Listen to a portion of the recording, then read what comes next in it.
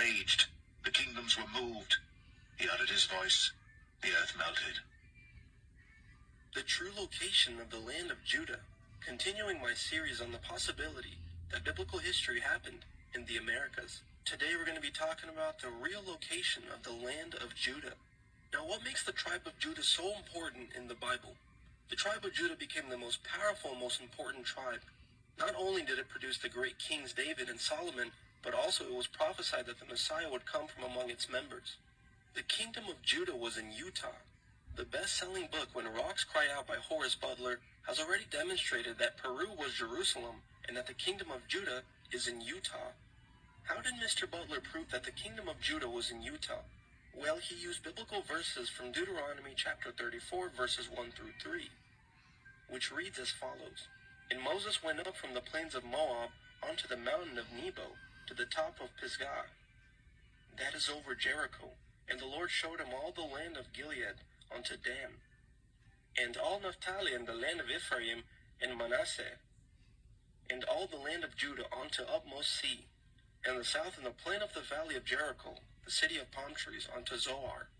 The strange thing about the description of the kingdom of Judah given in Deuteronomy chapter 34 is that all these biblical place names can be found in Utah, such as Manasseh, Utah, Mount Nebo, Utah, Mount Pisgah, Utah, Jericho, Utah, South Gilead Way, Utah, Ephraim, Utah, Daniel, Utah, Nephi, Utah, short for Naphtali, Moab, Utah, and many other biblical names are found in Utah, such as Goshen, Utah, Jordan Salt Lake, which could possibly be the real Dead Sea.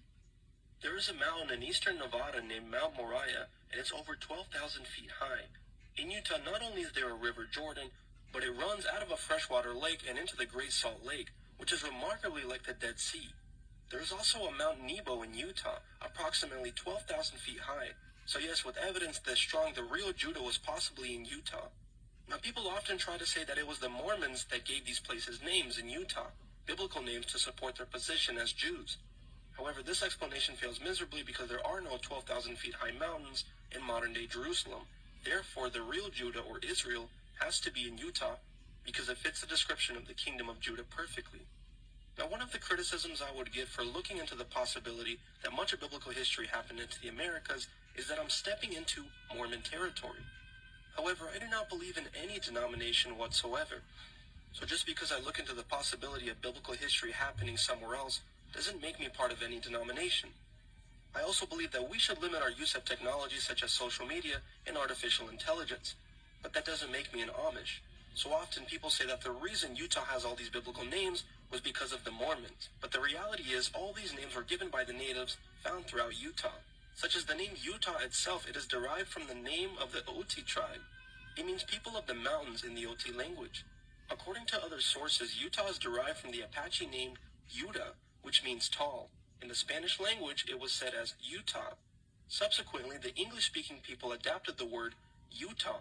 There is no J in Hebrew, therefore Judah is Yuda, especially when you consider the fact that the J and Y have the same meaning in numerical value and are interchangeable as a result. Now, all across Utah, you have fascinating rock formations, very unique compared to the rest of the Americas. And one of the most fascinating places in Utah is Moab, Utah. In the Bible, Moab comes from the name Moabites, which belong to the same ethnic stock as the Israelites. Their ancestral founder was Moab, a son of Lot, who was a nephew of the Israelite patriarch Abraham. The Moabites were known to be the enemies of God's people. The kingdom of Moab would constantly mistreat the Israelites. And as a result, to punish the Moabites for mistreating the Israelites, God destroyed Moab's kingdom. And as I mentioned before, one of the most fruitful things you can study in the Bible is what God's wrath looks like. Whenever God shows his wrath in the scriptures, it often seems to be in the form of a consuming fire. We see examples of this in the story of Sodom and Gomorrah, where God made it rain fire and brimstone. But Sodom and Gomorrah is not the only kingdom that experienced a consuming fire. Many kingdoms throughout the Bible have experienced God's consuming fire, including Sodom and Gomorrah and the Egyptians, but also the Moabites, such as found in the book of Amos, chapter 2, verse 2. But I will send a fire upon Moab, and it shall devour the palaces of Kerioth, and Moab shall die with tumult, with shouting, and with the sound of the trumpet.